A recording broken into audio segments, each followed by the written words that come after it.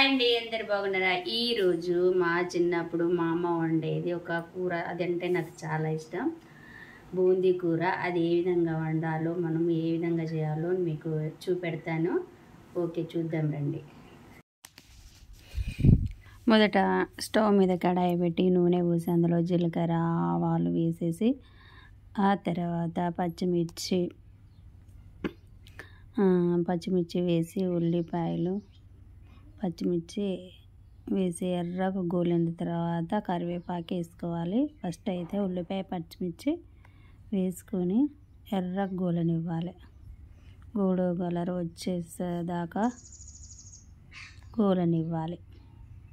Gold colour వచ్చేసింది, పసుపు వేయాలి.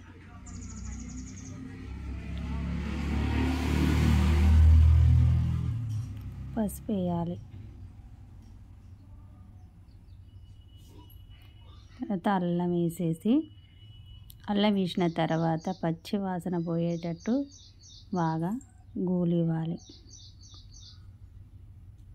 అల్లం పచ్చి వాసన పోయేటట్టు గోలించుకోవాలి.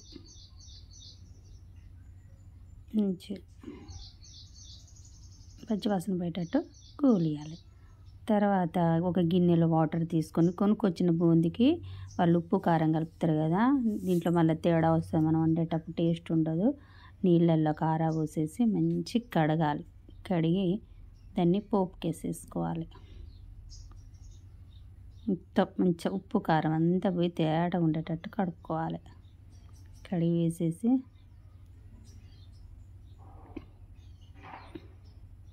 ఇట్లయితే ఏమవుతుందంటే, ఉప్పు కారం మనం వేసుకుంటే మంచిగా సెట్ అవుతుంది. వాళ్ళు వేసిన ఉప్పు కారానికి మనకి సెట్ కాదన్నట్టు, కూర కూడా టేస్ట్ ఉండదు. కాబట్టి ఇట్లా నీళ్ళల్లో ఉంచి వేసుకోవాలి. మా చిన్నప్పుడైతే మా అమ్మ మంచిగా 3 రోజులకు ఒకసారి వండేది. నాకు ఈ కూర అంటే భలే ఇష్టం.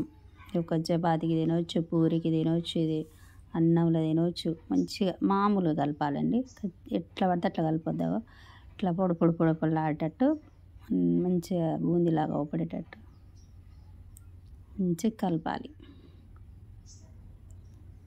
కొంచెం పచ్చి వాసన పోయేటట్టు కూలించాలి. పచ్చి వాసన పోయేటట్టు వేసిన తర్వాత ఒక స్పూన్ కారం,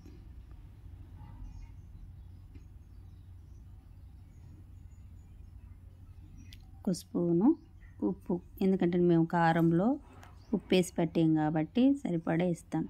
ఉప్పు కారం వేసేసి మంచిగా ఇట్లా కలపడం కూడా పక్కన ఎంబడి ఇట్లా లైట్గా కలపాలి. కొందరు ఇట్లనే ఉంచుకోవచ్చు, కాకపోతే కొన్ని వాటర్ పోస్తే ఏమవుతుందంటే కొంచెం మంచిగా అన్నంలో కలుపుకోవడానికి కూడా బాగుంటుంది. చపాతీకి అయితేనో ఇట్లా చేసుకోవాలి. ఇంకా అన్నంలోకైతేనేమో కొన్ని వాటర్ వేస్తే మంచిగా ఉడుకుతుంది. వాటర్ ఏమి ఉండదు, కాకపోతే ఉడికి పీల్చుకుంటుంది అన్నట్టు బూందీ అనేది. ఒక 5 మినిట్స్ దాన్ని చిన్న మంట మీద ఉడికియాలి. కొంచెం మంచిగా ఉడికిన తర్వాత కొంచెం దాంట్లో ధనియాల పొడి వేసుకోవాలి. మా చిన్నప్పుడు మా అమ్మ మంచిగా చేస్తే ఎంత ఇష్టంగా తినేటోళ్ళము ఇది.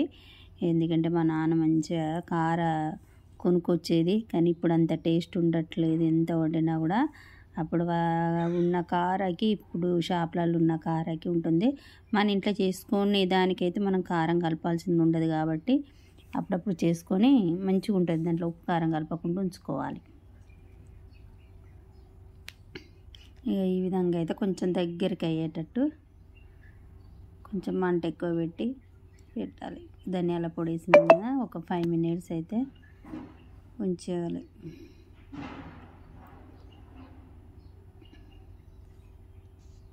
ఫైవ్ మినిట్స్ ఉంచిన తర్వాత మళ్ళీ ఒకసారి దగ్గరికి అయిందని కలబెట్టాలి మంచిగా.